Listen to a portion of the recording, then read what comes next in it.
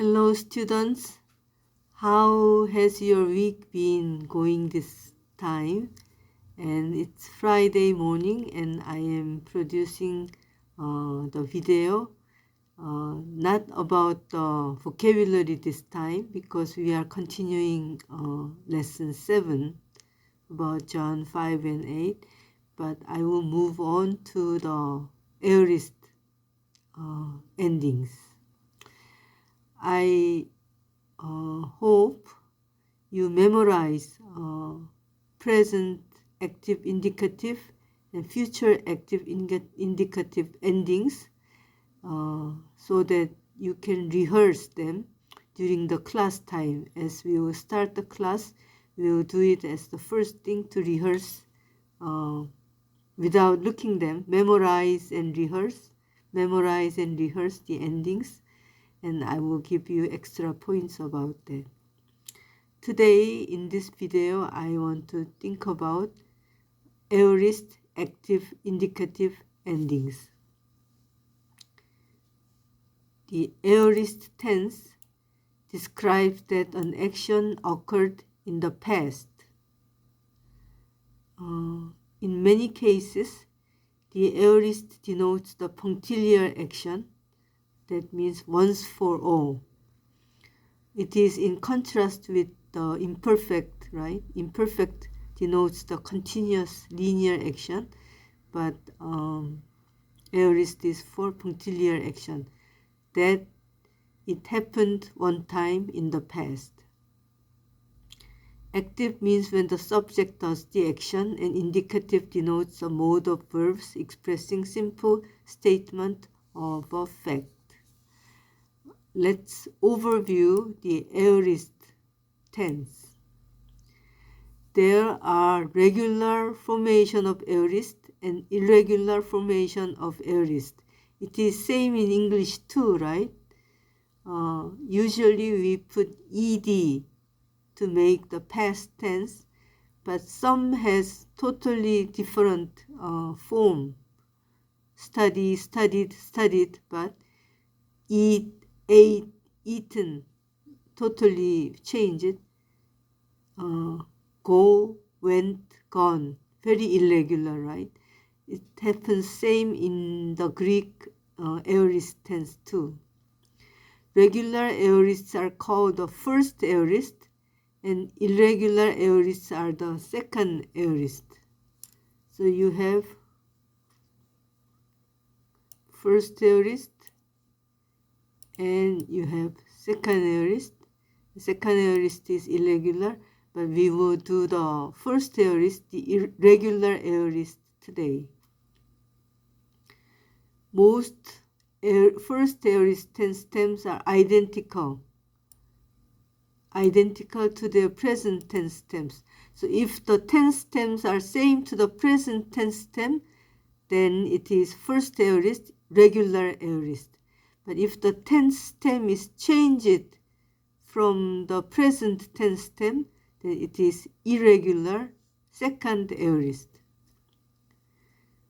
First aorist, the regular form, are formed by adding an augment, epsilon, in front of the stem, plus aorist tense formative, which means sa, and then endings. Let's look at it, how it goes. I make the aorist again with lu. First thing you need to do is to put the augment there, epsilon, and lu, the stem, and sa is the aorist ending, first aorist ending, and it goes like sa, sas, sen, samen, sate, san for first aorist. First person is elusa. Second person singular, elusas. Third person singular, elusen. First person plural, elusamen. Second person plural, elusate. third person plural, elusan. You see very similar things here, like present ending was omen ete. Here it is samen sate. And o ace a, sas sen. So you can recognize easily if you remember present active endings. So these are the first aorist endings, and I want you to also memorize it. And not this Sunday, but after 1 week, we will rehearse these endings at the first thing in the class period. Okay, and I mentioned that in many cases, aorists are actions for once for all. Punctiliar action, once for all action. And let's take an example from the Bible. You remember 1 Corinthians 15:3, where it says, Christ died for our sins. Here, died is in aorist. And what it implies by just looking at the tense, aorist tense, what it implies is that he died for our sins once for all. Jesus doesn't have to die many times for our sins. He gave the eternal sacrifice for our sins. That's what it means that Christ died in aorist for our sins. Next week we will think about it a little bit more. And another example for once for all action. In Romans 6:2, it says we died to sin. Here again, died is in aorist tense. So what it implies is that we died to sin once for all at our conversion. Of course, it doesn't mean we will never sin again. It doesn't mean that we may still make a mistake and fall into sin from time to time.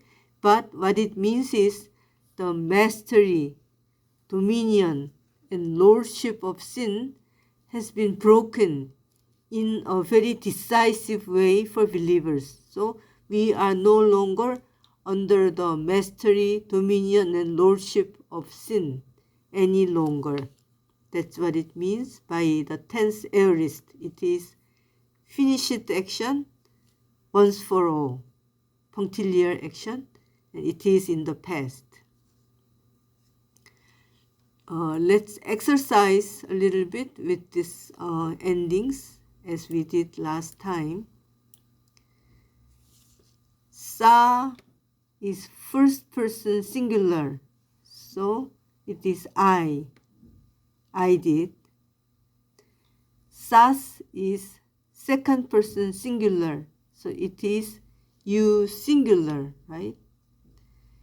Sen is third person singular, so it is he did, or she did, or it did, right? Samen is first person plural, so it is we did. And sate is second person plural, you did. And san is third person plural, so it means they did.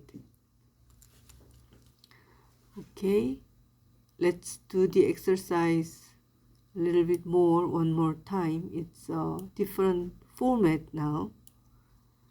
Okay, he did is third person singular, so it's sa sen, right?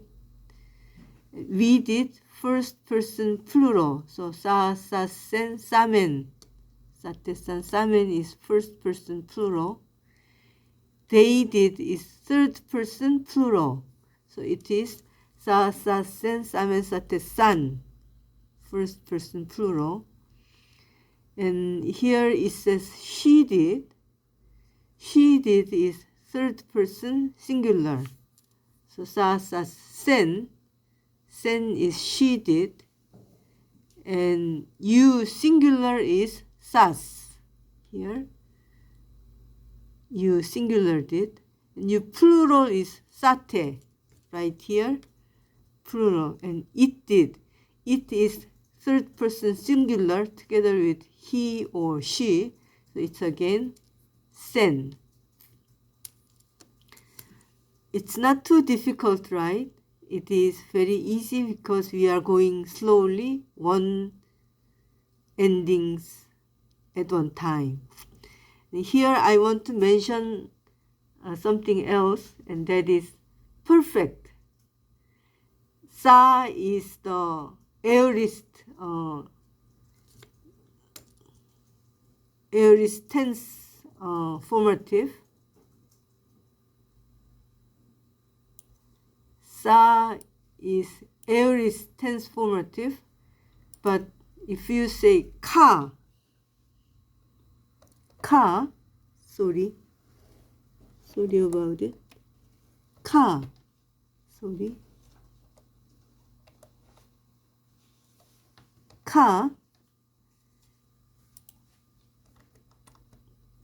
is perfect tense formative.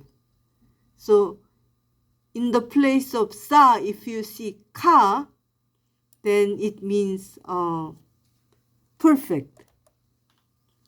And probably, I think you remember that perfect has reduplication. Reduplication plus ka ending, then you realize it is perfect. If you see reduplication like 고개, 개고, like same consonant repeated, plus at the end ka, kasken, kamen, kate, kan, same as aorist, but instead of sigma, you have ka, kappa. So perfect ending goes like ka, kas, ken, kamen, kate, kan. Same. Just replace sigma into kappa. That is perfect formation. But I will not ask you to memorize perfect ending, but remember, it's the same to first aorist, but just replacing with kappa, ka.